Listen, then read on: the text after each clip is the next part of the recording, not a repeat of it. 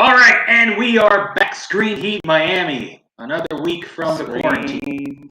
Screen Heat quarantine. Things are reopening. What is happening with the industry? Little by little. But first, this is Screen Heat Miami. I am one of your hosts, J.O. Martinez, with... This is Kevin Sharpley, here in the fresh quarantine room. Yes, sir. And as always, we are brought to you by the Miami Media and Film Market, Kajik Multimedia, Chemical, and Cinevision. Love it. Today's guest is a very interesting television executive from Los Angeles. She's going to be one of our guests next month at the MMFM 10. But she was very nice to be a digital guest last week. And so we're going to bring you the entire interview on our podcast today. Gloria Fan, who is with Fox 21 Television, which is now part of the Disney Television Studios.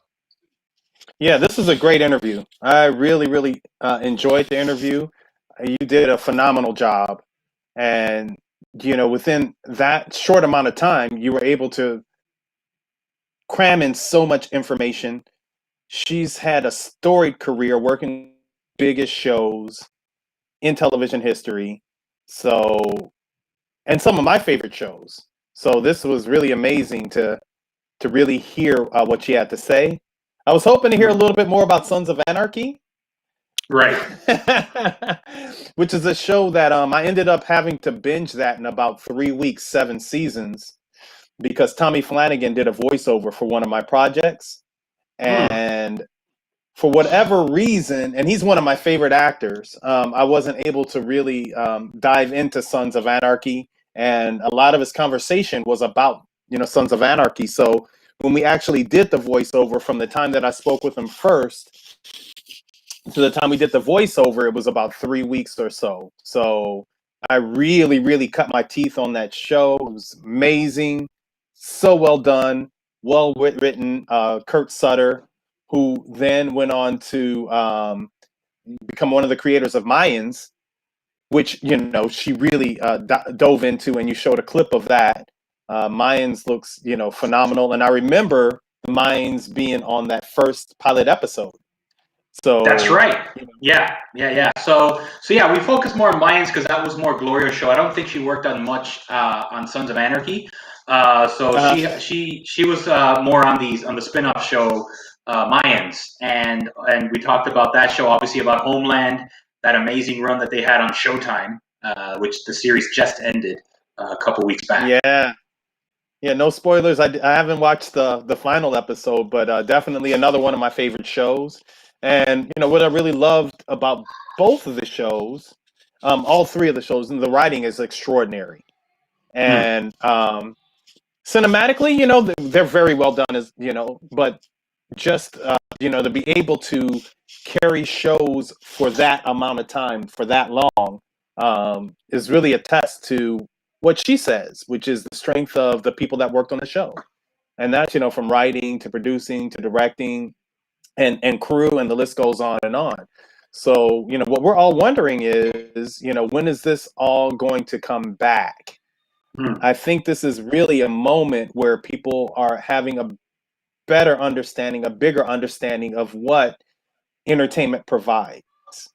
And I think entertainment is a misnomer, really. It is entertaining, but it does so many other things. It's stress relief. It's a way to, release yourself from, what's going on in the day-to-day.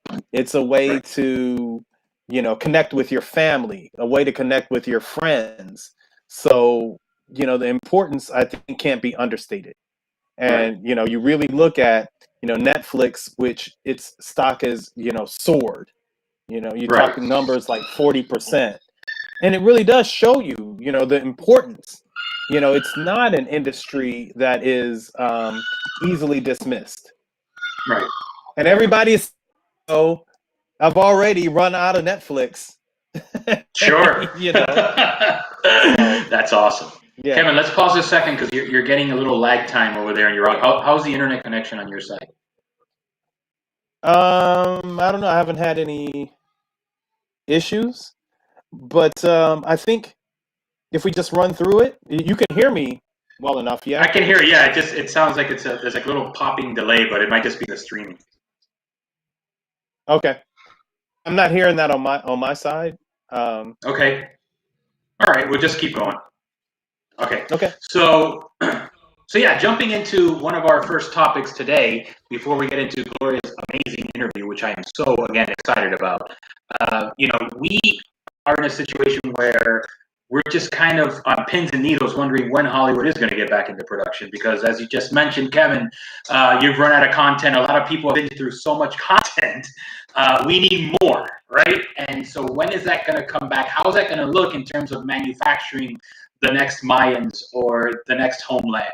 And so, from what we're hearing from the trades, is that apparently there is a plan that's being worked on at the high level in Hollywood for the past 3 weeks.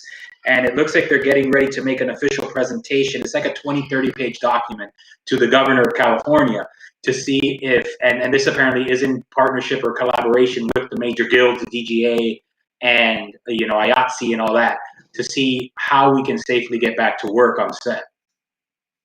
Yeah. I mean, I think most people want to move forward. There's a lot of conversation. I've been on a lot of these calls. I serve on the Miami-Dade Entertainment Advisory Board. I chaired that board for 4 years, and I turned out. We had a call the day before yesterday, and a big part of the call was, speaking on what are the protocols going to be, who are the stakeholders, who's involved in, getting the engines rolling, and I think there's two sides. It's a balancing act. One side is, we want to make sure that we're safe. We want to make sure that things are done with the proper protocol. And in that, you have, some of the unions, IATSE you mentioned, which is, a lot of the crews, a lot of the technicians, and, those people. They want to make sure that what they're doing and how they're doing it is, done in a way where they're well protected. And there's a lot of protocols that were in place before Hmm. this coronavirus um, situation happened. Meaning, Right. you have to have, a set amount of, electric and grips Right. for, a certain budget level. You have so many generators, you have, so much electric that's going on, Right. flags, C stands that have to be constructed, set design. So you have to have so many people involved for those things to take place. So how do you maintain those levels, but at the same time maintain the safety that's needed in this time? So you're talking about 6 feet distance, masks, because the minute that someone gets sick, that could put a tamper and a dampen on any situation moving forward. So Sure. yeah, Have you so heard it? And obviously, there are different ways of containing this. Not all. I don't think it's going to be a one size fits all approach, depending on again the nature of the production, right? So a big epic war movie is going to be much different than a very contained, let's say, three-wall sitcom, which is what Tyler Perry is going to be working on in July. Have you heard anything from their camp? I'm sorry. Tyler Perry. So he's going to be Yeah, ramping up in Tyler Perry. July. So he's supposed to start. He's supposed to start shooting pretty soon. They already started bringing people in, and I think a lot of people are looking at what he's doing as a case study. It's interesting. I went to a talk that Tyler Perry did at NATPE, and he spoke on each stage of his career and what has helped him to have a stronghold in the industry. And so when you talk about television shows, he's always been in the forefront in terms of being realize his independence to create a roadmap and roadmaps towards moving production. So when he did his first show, he was turned down by mostly everyone, so he paid for it himself. And Right. the timing just ended up being perfect because it was around the time of the writer's strike. So once again, production had slowed down, and he had a whole season of that show all ready to go. They put it on the air immediately. It was a hit, and it moved forward. So in this case, he just recently moved into that new studio, which was formerly a military base, and Mhm. they already had on that military base, housing and barracks. So they had the ability to, bring people in and to just have them, incubate themselves, take tests when they first initially take step in there, wait Right. 4 hours, see if they're positive, if they're negative, and then create a critical mass to give them the ability to shoot the two shows that they have on Fox. So Right. they're almost at the point where they have, the crews in. Of course, they're flying in the big stars, and they're almost ready to shoot. And I'm sure they're looking at this as a case study. Right. Not many people can do that. It's the biggest studio in the country, and Right. he just recently moved into that studio, last year. So again, right place, right time, context. Exactly. Yeah. Yeah. And it is Everybody's a massive. waiting, with bated breath. No, they definitely are, but, because he does, like you said, have a sort of a unique setup in terms of how much land he has. I mean, I think it's over 300 acres. With fully functioning homes and barracks because it was a former army base, restaurants, nightclubs, bars, the whole thing. He has everything in there. So Right. it's interesting to see. That's obviously an ideal situation for something like this. And so we'll see how that works versus some of the other studios. I know that Jason Blum was looking to strike a deal with Universal to go back to work on a $6 million genre film around the same time using the Universal lot Oh, in wow. California. Yeah, so we'll see how that works. So the idea being that instead of staying on campus at Universal, they would, I guess, rent out a hotel nearby, but similar in the sense that the crew and the cast would be quarantined during pre-production, production, and once everything is wrapped, then you can go, I guess, back into civilization again. Yeah, I mean, I was having another conversation with Dean Lyon, who was a visual effects supervisor on Lord of the Rings. He's a producing partner on a lot of my projects. Um, Armageddon, Independence Day. He's done VFX for so many of the big films. And so Mm-hmm. one of the calls that he had, the conversation was, how do we, get the actors close enough to each other where, they still have the intimacy that gives that emotional connection. And his response was, I've been doing this forever, you know? Right. And so, but, it made me think about Marcus, actually. We Hmm. had a master class with your DP, and it was interesting to see the solution that you all had to have Marcus double himself in the same scene. So Hmm. you had the green screen behind him, and Right. then keyed out the green screen to Marcus himself. So I see a lot of Hmm. those types of solutions in this new environment coming into fruition. Yes, that was. That, I remember that night. That was definitely an experiment. I'm glad it worked. But yeah, that was one of the rain scenes in night at Hialeah Park in the Fitzsimmons Way, which is the old dorm rooms for the jockeys. It was just a crazy night. But yeah, the crew and Matt came up with this great idea of this sort of walking green screen behind the character. It actually worked pretty good. and that, So. yeah, and that's what it's going to be. Really coming up with creative solutions Hmm. to move this forward. But when you talk Right. about these big budget films, you talk about IATSE and the unions. It is a pull and a tug. You can see Yeah. both sides. Now, are they going to run out of content? Well, that's I'm not sure if we're going to see that, but I'm sure there is. It's a machine, and Hmm. the machine has to be fed. Right. And so I know that we're going to have to see a lot of creative solutions. One big thing that we spoke of last week, and I think it's really really amazing that we kind of held Shane off a bit because it was perfect. That animation really is taking a forefront, Hmm. and we saw even in our correspondence with Shane afterwards that he said several of the projects that seemed a little bit further off for him are moving forward faster. Right. So that's saying a lot. And as I said, from the top of the key, uh, animation, I see that as a big saving grace in terms of moving forward. That's really, move very quickly now. As Shane said, projects that maybe 2, 3 years out are now kind of being pushed into a much tighter time frame because just they need that content. It's a bit more dependable than the live action stuff. And so, yeah, before we go to the jump, speaking of, we talked a lot about kind of being creative on sets. So apparently one of the solutions here to clean sets is that they've introduced this idea of ultraviolet robots that will actually. Yeah, I saw that. Did you see that?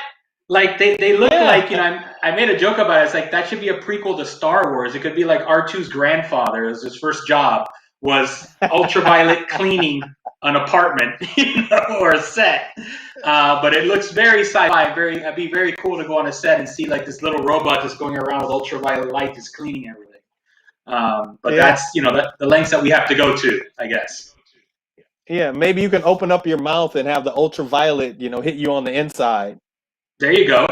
Maybe your teeth will get whiter too.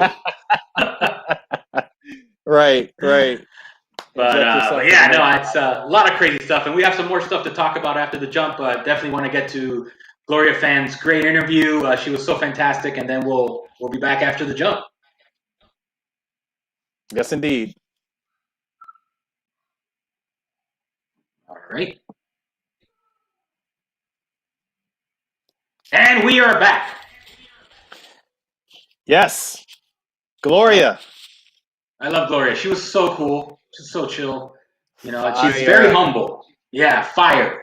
But yeah, she's just so kind of like, just so easygoing, and the way she kind of approaches this amazing career she's had, and to be an executive at one of the hottest TV studios in LA, such a great body of work.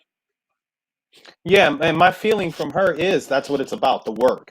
So, Mm-hmm. when you're focused on the work, there's not a lot of time for, all the pomp and circumstance. It's just moving Sure. forward. Right.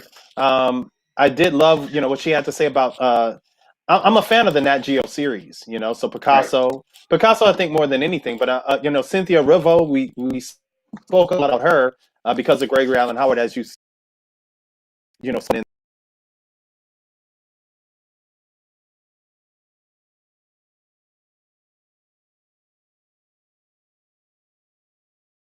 to see that offering.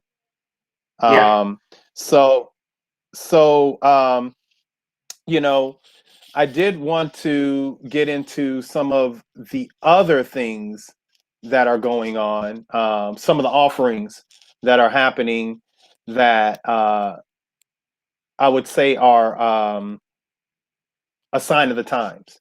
So I didn't mention this, but 2 weeks ago, Hollywood Reporter had on the cover the rise of TikTok. And Mm-hmm. so TikTok now, is over 1 billion strong, and now Hollywood has permeated itself into TikTok. And so you see a lot of the celebrities and the stars, moving into that platform.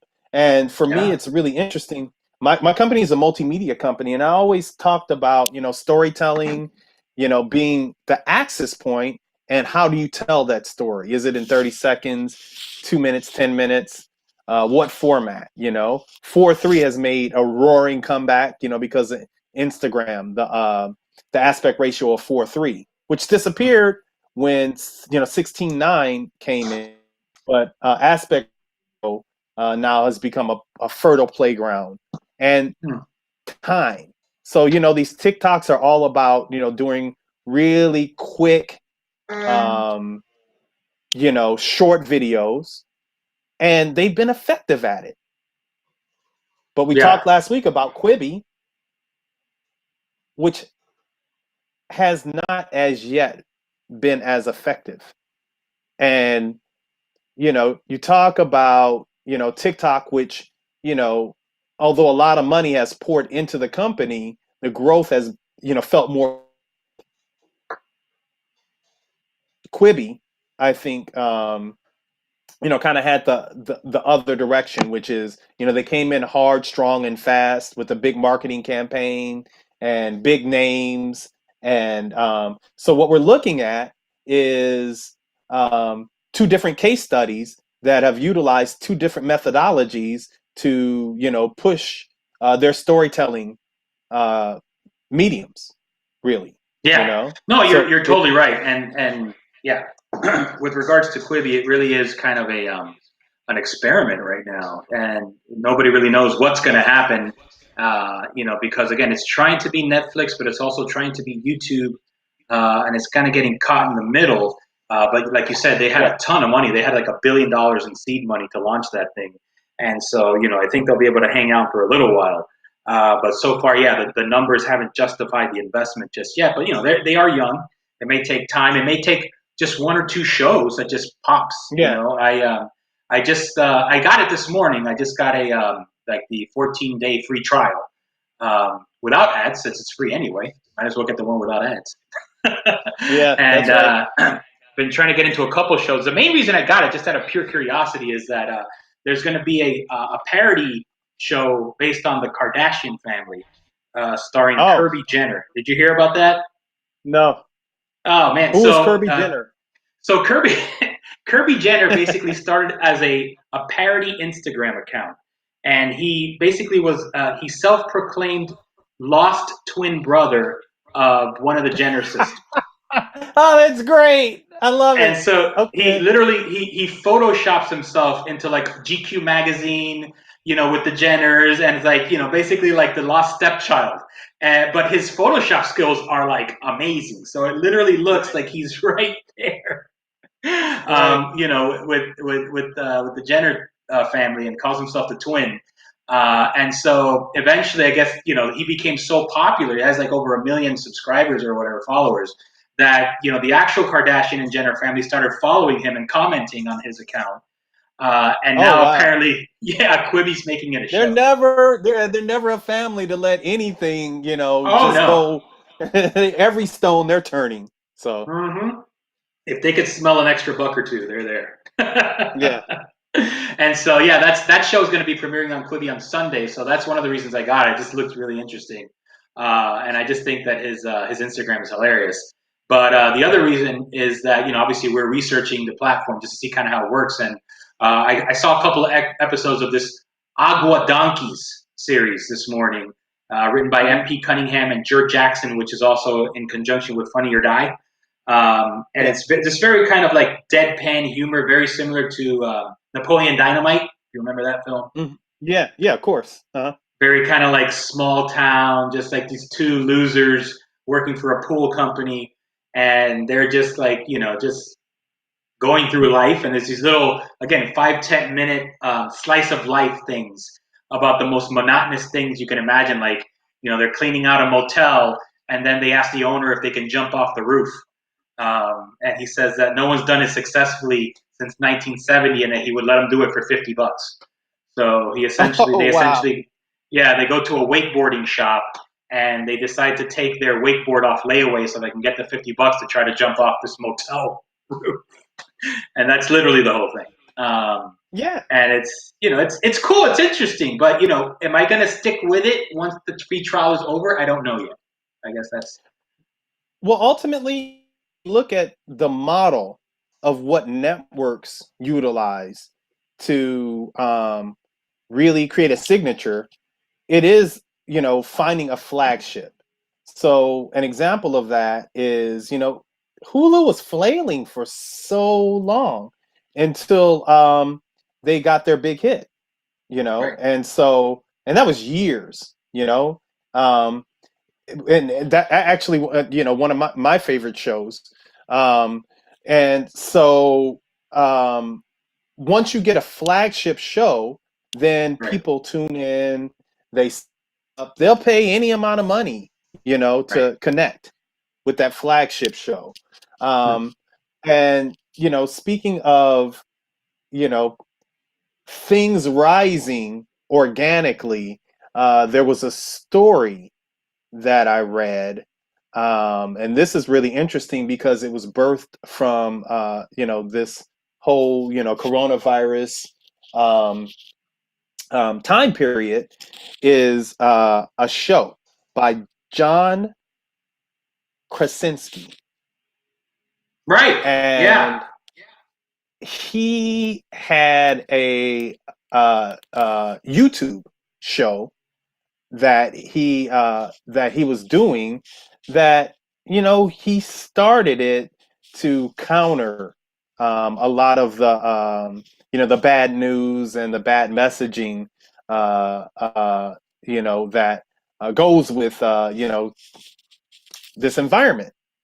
And so, it's really popular. It became very, very popular, especially, during this quarantine moment. And he sold the show. He Right. sold it to, there was a bidding war, and he sold it to CBS Viacom. And That's so right. a lot of people are up in arms, and there's a paywall now, actually. There's a lot of people up in arms because, they feel cheated in a way, they're saying. Um, Hmm. that, why would someone who started this for free sell out? And, for me, this is a long send. There is something else that goes along with it. He sold the show, and he is going to now serve as executive producer. So he's not going to be hosting every episode. He's a very busy actor, so, and director, actor, writer, and Hmm. director. So I'm sure that he has a lot of other obligations. I love his show Jack Ryan, which is on Amazon. Amazon Prime. Yeah, Amazon Prime, and of course, The Quiet Place, which he directed, co-wrote, and starred in. He's just an amazing talent, And then you go all the way back to The Office, So Hmm. he's amazingly talented. So I'm sure he has a lot of obligations. But there's a lot of people who are crying bloody murder. And for us artists and us creators, um, and production company owners, we toil for years, and actors, because I'm an actor as well. We toil for years with one project or the other, whether we get paid or whether we don't.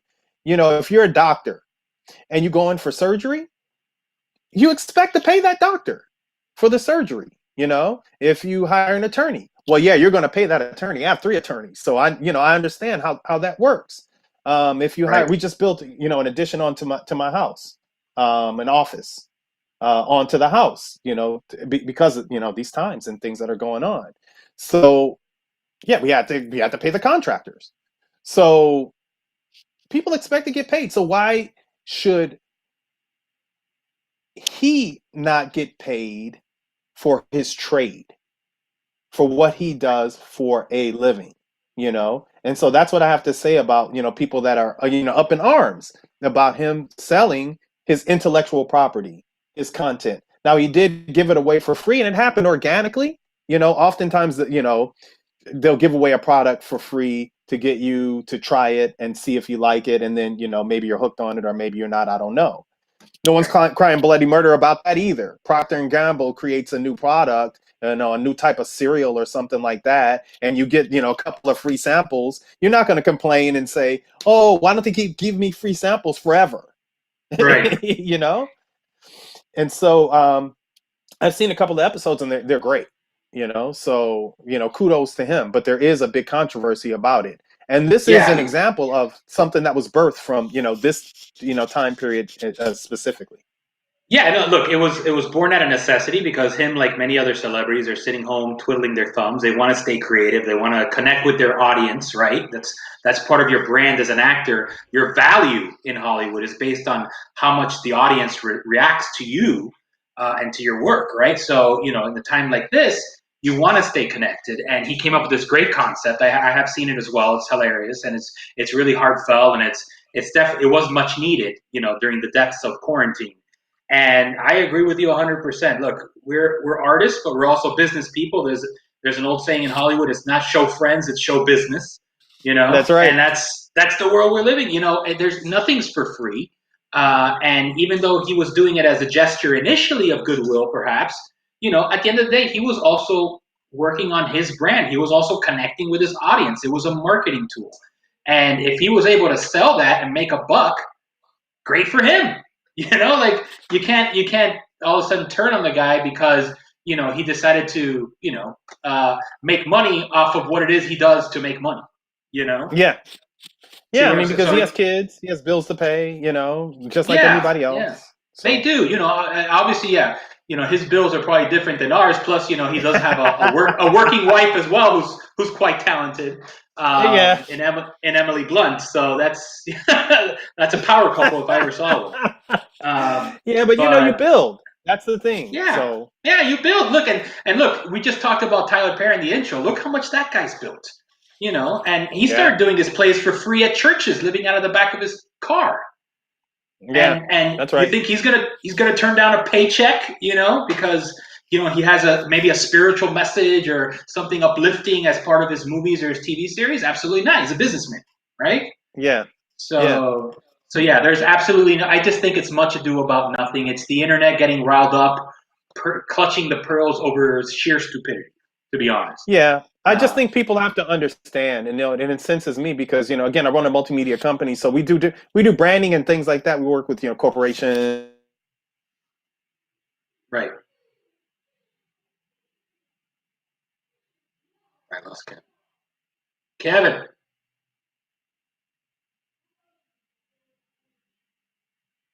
Kevin. Kevin. I lost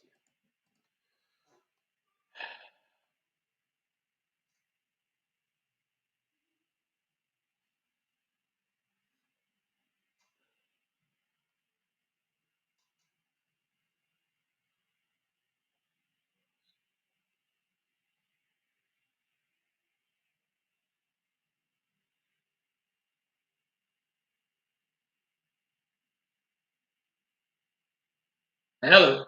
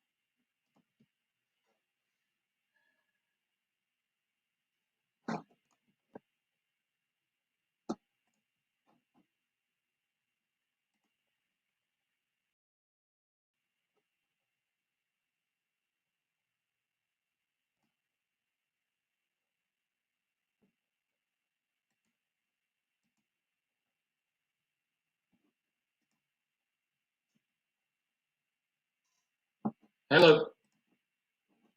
Kevin.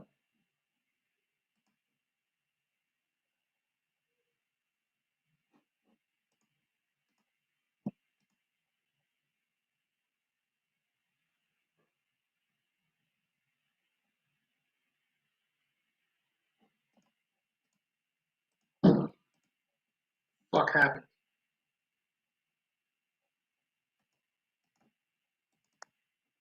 Shit like